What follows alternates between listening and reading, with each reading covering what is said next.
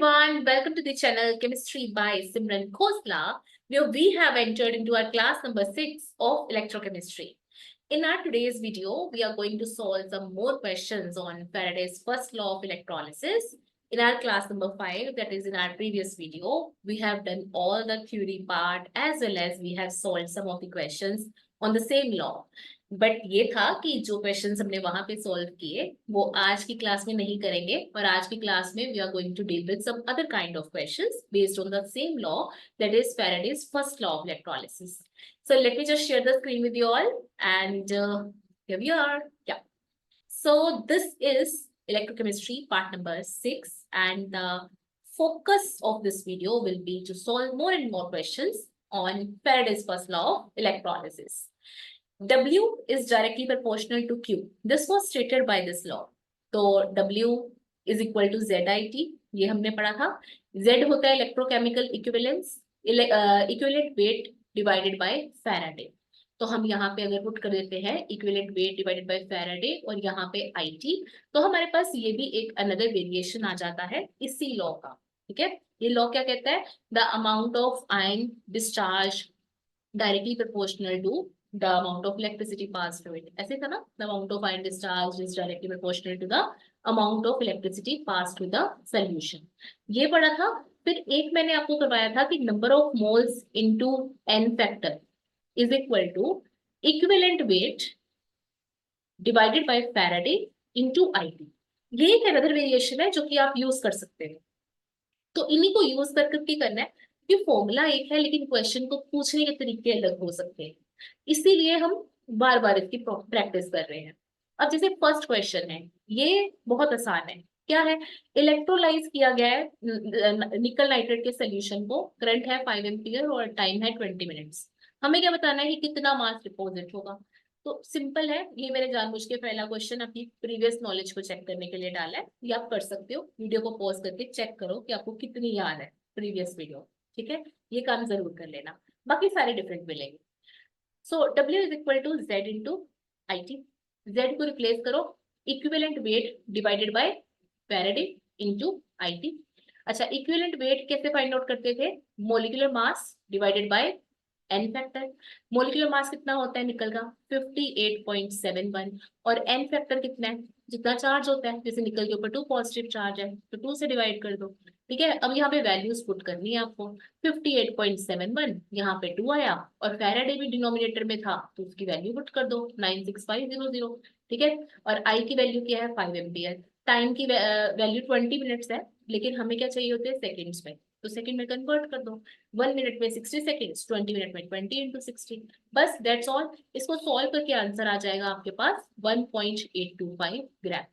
तो बिल्कुल छुटकू सा क्वेश्चन था, हिंदी सा क्वेश्चन. ठीक है, W is equal to ZIT और वैल्यू सारी पुट की, आंसर आ. कुछ भी नहीं था इसमें, लिटरली कुछ नहीं था. ठीक है, हाँ निकल का मास आपको हो सकता है कि यार मैम 58.71 याद नहीं है, तो मैं ये कहूंगी कुछ कुछ होते हैं जैसे सिल्वर 108 है ना, तो ये कुछ होते हैं नॉर्मल से, उनको याद रखो, अदरवाइज आपको एग्जामिनर ने वैल्यू दे रखी होगी. ठीक है, चलो अब आगे चलते हैं. ये देखो, silver is electro deposited on the vessel of total surface area 900 centimetre square by using a current of 0.5 ampere for 2 hours. और आपको फाइंड आउट करनी है थिकनेस, डेंसिटी दे रखी है. पहले तो सबसे पहले इस क्वेश्चन को देखकर आपके माइंड में ये स्ट्राइक करना चाहिए ये क्वेश्चन है कहाँ से. तो माइंड में अगर ये स्ट्राइक कर गया कि फैराडे फर्स्ट लॉ से है तो सॉल्व करेगा. क्यों, कहाँ से स्ट्राइक करेगा? स्ट्राइक करेगा इलेक्ट्रो डिपॉजिटेड से, स्ट्राइक करेगा आई से, टी से. आपको पता चलेगा कि ठीक है ये डेटा सारा उसी लॉ के अकॉर्डिंगली दे रखा है. देखो दिया क्या हुआ है, जो जो दे रखा है पहले उसको लिख देते हैं. करंट दे रखा है 0.5 एम्पियर, टाइम दे रखा है 2 आवर्स, एरिया दे रखा है 900 सेंटीमीटर स्क्वायर, डेंसिटी दे रखी है 10.5 ग्राम पर सेंटीमीटर क्यूब. अब ना आप ये देखो कि आपको फैराडे फर्स्ट लॉ बताता क्या है. फैराडे फर्स्ट लॉ कहता है W is equal to ZIT. यही बोलता है W is equal to ZIT. तो Z होता है equivalent weight divided by n factor into I into T. इसी तरीके से है. बट अब ना एक दिक्कत है, दिक्कत ये है, चलो इक्विवेलेंट वेट भी हम निकाल लेंगे. इक्विवेलेंट वेट सिल्वर का क्या आएगा? Molecular mass of silver divided by N factor. Silver के केस में 1 होता है तो ये 108 ही आ रहा है, उसमें कोई दिक्कत नहीं है। ठीक है, तो ये 108 और करंट हमारे पास 0.5 एम्पियर, टाइम आएगा 2 आवर्स। ठीक है, अब इसको करना है सेकंड में, 1 घंटे में 60 मिनट, 60 मिनट यानी 3600 सेकंड। ठीक है, तो 2 इंटू 3600 कर दिया। अब बात आ रही है कि ये W का कैसे इस्तेमाल करें थिकनेस को फाइंड आउट करने के लिए, और दिया क्या हुआ है, डेंसिटी और एरिया। ठीक है, तो कैसे फाइंड आउट करें, देखना पड़ेगा है ना, कैसे फाइंड आउट करें। अच्छा, एक काम देख सकते हो कि डेंसिटी क्या होती है, मास अपॉन वॉल्यूम। तो मास होगा डेंसिटी इंटू वॉल्यूम। वॉल्यूम को तो हम ये भी लिख सकते हैं थिकनेस इंटू एरिया। बस हो गया, यही बोलना था आपको। ठीक है, तो डेंसिटी थिकनेस इंटू एरिया, यही सब्स्टिट्यूट करो भाई वेट को। अब डेंसिटी की वैल्यू दे रखी है, एरिया की वैल्यू दे रखी है, क्या थिकनेस फाइंड आउट नहीं कर सकते, कर सकते हो। ठीक है, तो हो गया सॉल्व, कुछ नहीं था। ठीक है, तो यहाँ पे थिकनेस लो और यहाँ पे 108 इंटू 0.5 इंटू 2 इंटू 3600, और जो आपकी डेंसिटी है वो कितनी है, 10.5 ग्राम पर सेंटीमीटर क्यूब।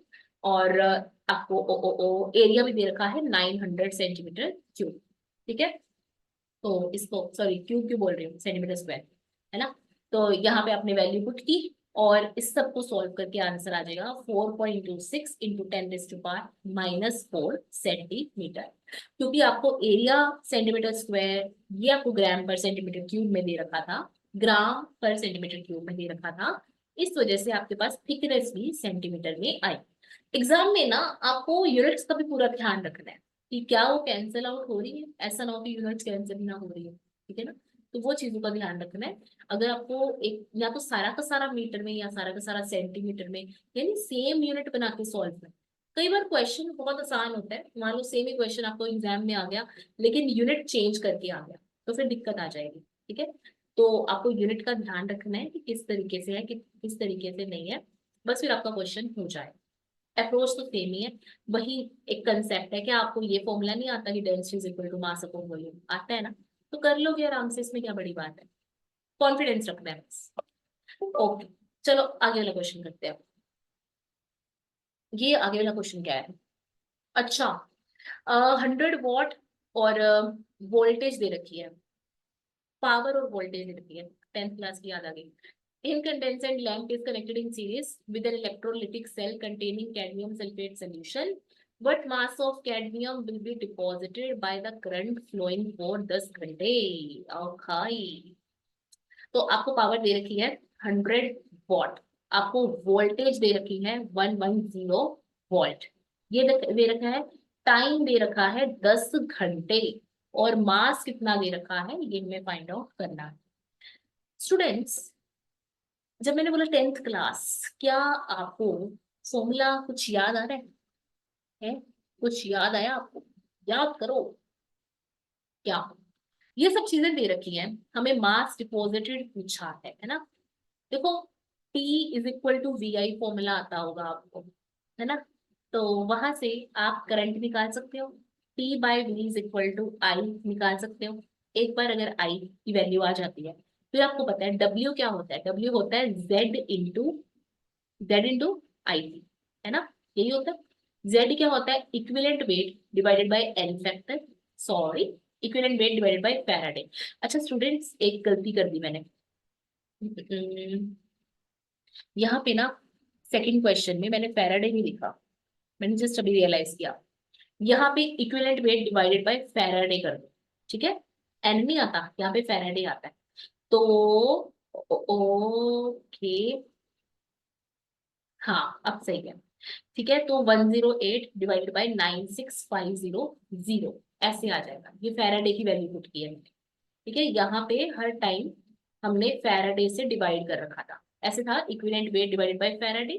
ठीक है, इक्विवेलेंट वेट ये रहा 108 डिवाइडेड बाय फैराडे। आई बात समझ, तो ये चीज मैंने मिस कर दी थी, अब आपका आंसर आ जाएगा। ओके, चलिए आगे चलते हैं, थर्ड क्वेश्चन जो कर रहे थे हम। ठीक है, तो आई की वैल्यू क्या है, 10 घंटे, 10 घंटे यानी 10 इंटू 3600 सेकेंड्स। ठीक है, और हाँ, जेड की value I E W by F, I की वैल्यू आप यहाँ से फाइंड आउट कर लोगे P/V। देखो एक मिस्टेक हुई और मेरा दिमाग घूम गया वहीं पे, मतलब मैं पीछे वाले क्वेश्चन में चली गई। मैं बोल रही हूँ आई की वैल्यू दी गई है 10 घंटे, भाई आई की वैल्यू 10 घंटे कब से हो गई, क्या कर दिया।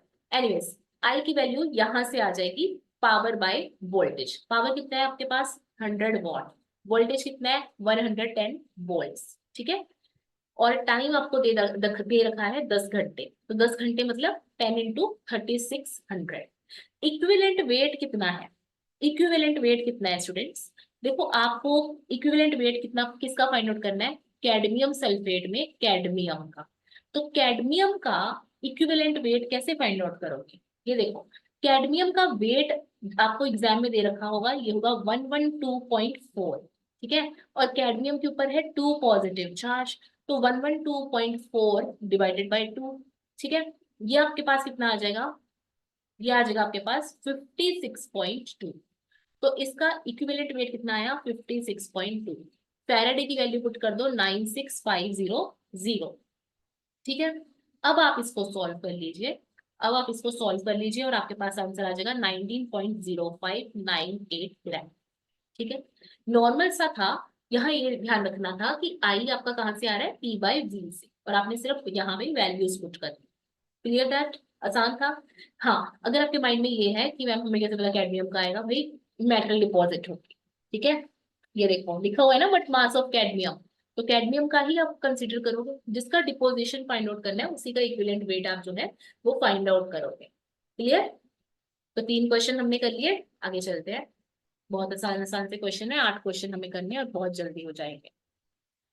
Okay, an electric current of 100 ampere is pass through a molten liquid of sodium chloride for around 5 hours. हमें फाइंड आउट करना है वॉल्यूम लिबरेटेड एट NTP, ठीक है। तो देखो ध्यान से, NTP पे वॉल्यूम कितना लिबरेट होता है, यानी बेसिकली आप देखो, आपको ये मालूम है, क्या मालूम है आपको, आपको ये पता है कि जब हम वेट की फॉर्म में बात करते हैं तो हम ये बोलते हैं कि equivalent weight into IT divided by Faraday, है ना।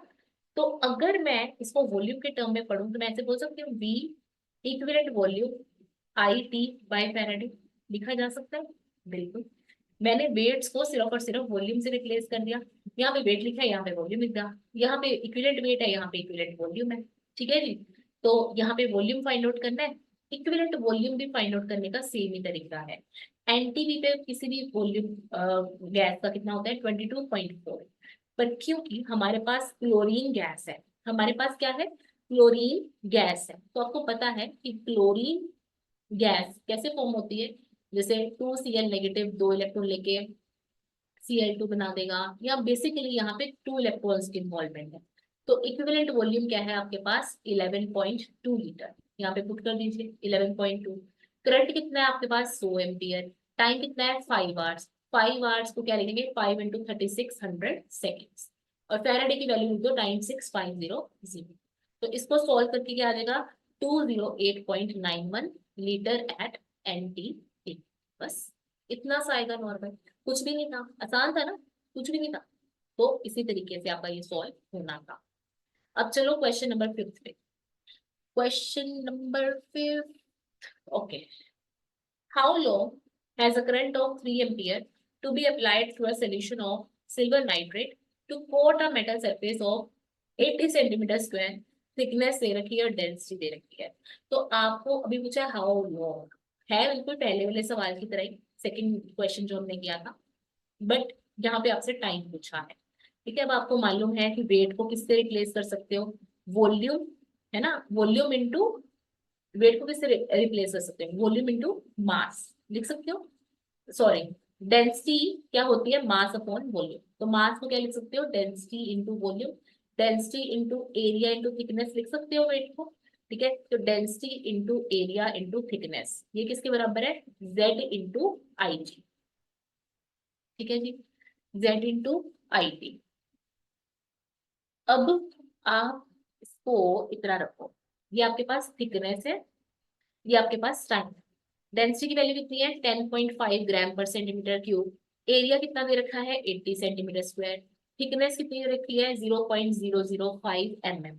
mm को सबसे पहले आप जो है वो इसी तरीके से यूज कर लीजिए, बस यहाँ पे पुट करो, Z को लिखो equivalent weight divided by Faraday. Equivalent weight कैसे फाइंड आउट करोगे?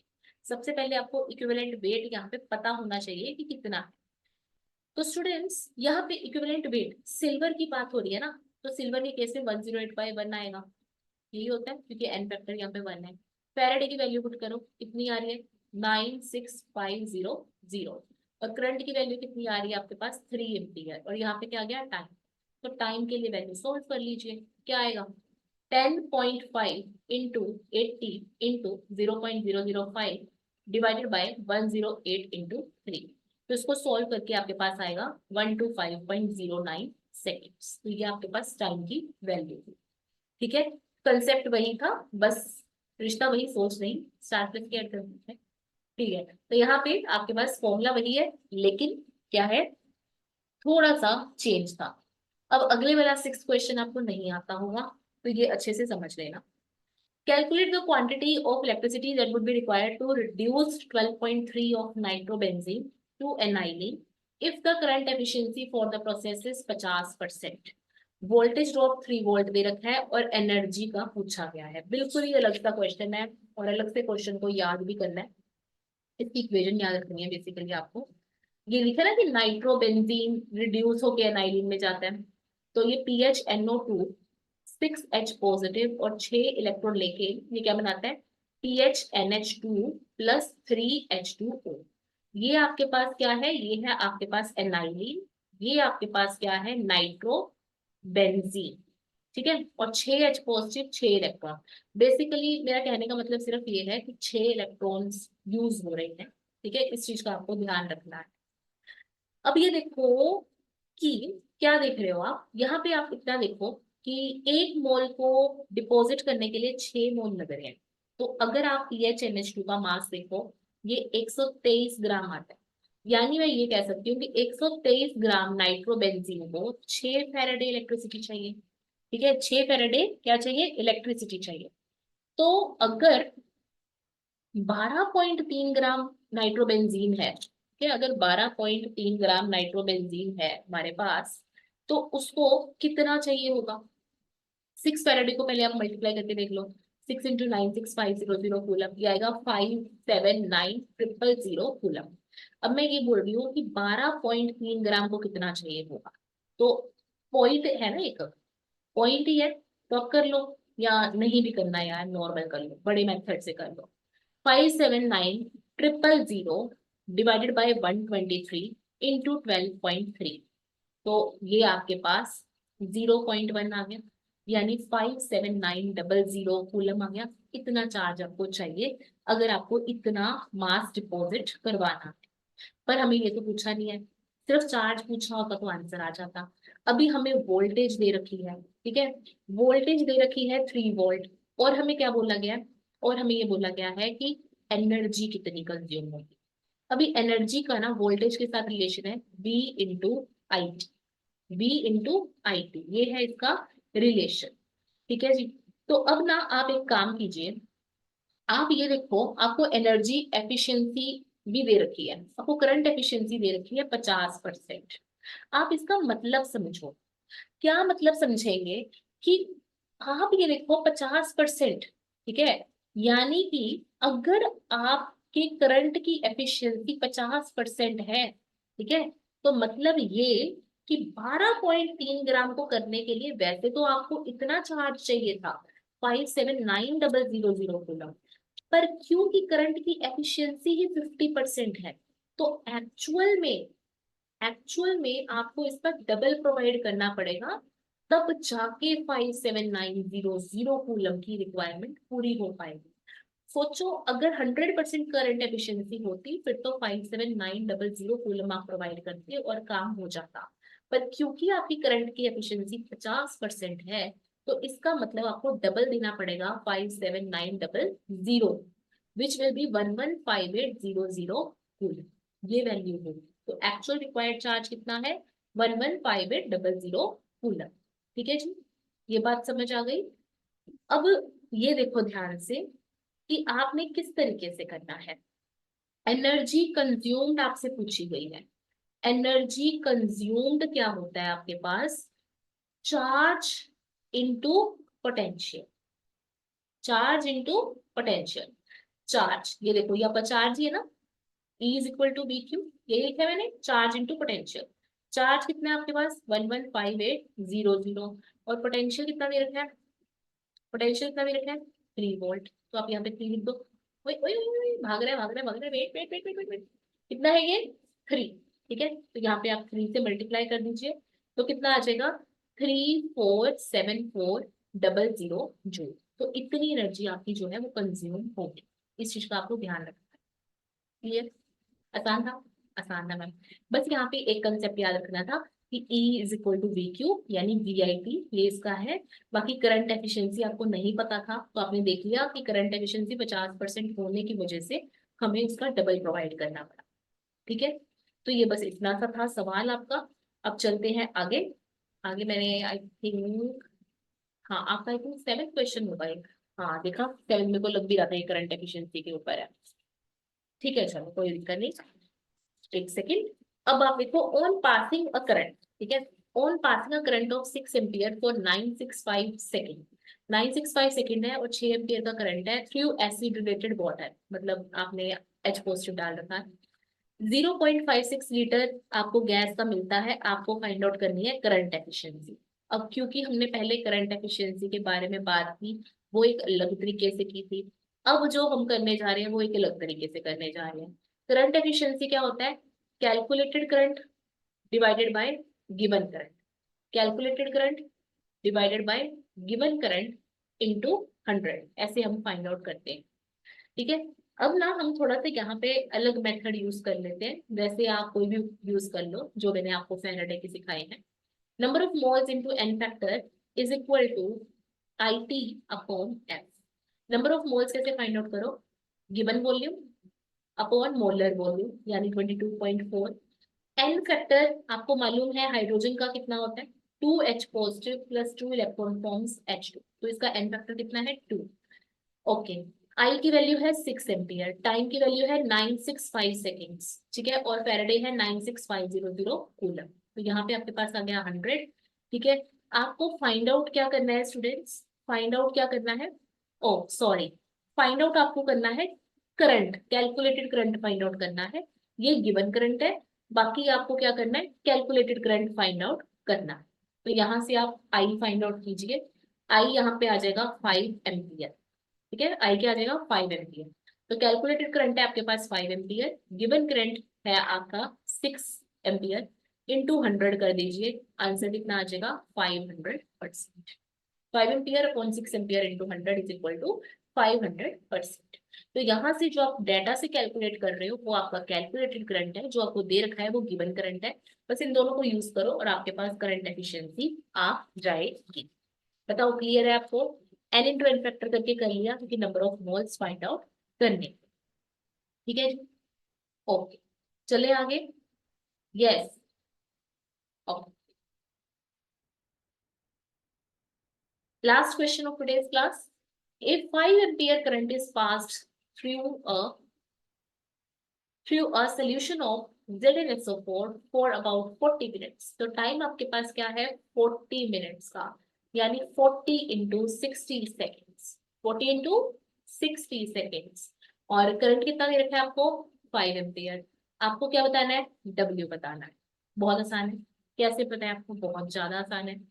देखो स्टूडेंट्स, अच्छा चलो अगर कहती हो तो उसी से कर लेते हैं। N into n factor is equal to, n into n factor is equal to, आपके पास आता है IT बाई एफ, ऐसे ही है ना। N into n factor is equal to IT by F. ये वाला फॉर्मूला मैं जानबूझ के करवा रही हूँ क्योंकि इससे हमने कोई ज्यादा सवाल किए नहीं, तो इस वजह से करवा रही हूँ। तो एन फैक्टर, अब देखो Zn के ऊपर चार्ज होता है 2, तो यहाँ पे 2 लगा दीजिए। करंट आपके पास है 5 एम्पियर, ठीक है, टाइम आपको 40 मिनट्स दे रखा है, 40 इंटू 60 सेकेंड्स, फैराडे की वैल्यू 96500। अब देखो, गिव एन को मैं किससे रिप्लेस कर रही हूँ, given mass upon molecular mass. ठीक है, मोलिकुलर मास आपको पता है, मोलिकुलर मास पता है आपको, जिंक का, जिंक का मोलिकुलर मास होता है 63.4। जिंक का मोलिकुलर मास कितना होता है 63.4। तो यहाँ पे हम इसको सब्स्टिट्यूट करते हैं, ये लो, mm को हमने सब्स्टिट्यूट किया 63.4 से इसको किया 2, 5 into 40 into 60 डिवाइडेड बाय 96500। तो यहाँ पे आप 63.4 को इधर ले जाइए, 2 को आप डिनोमिनेटर में ले जाइए, तो आपके पास क्या आएगा, W is equal to 5 into 40 into 60 divided by 96500। 63.4 गया न्यूमिनेटर में और 2 आया डिनोमिनेटर में, तो इसको सॉल्व करके कितना आंसर आ जाएगा, 4 ग्राम। तो इस तरीके से आपने देखा कि जो जिंक डिपॉजिट होता है वो कितना होता है, 4 ग्राम। तो बिल्कुल 8 सवाल हमने करने थे, 8 सवाल हमने कर लिए। आई होप आपको सब समझ आया होगा, क्योंकि ये सब डिफरेंट स्टाइल के क्वेश्चन है। ठीक है जी। So this is all about today's class. See you in the next class with Faraday's second law of electrolysis. Bye bye. Take care.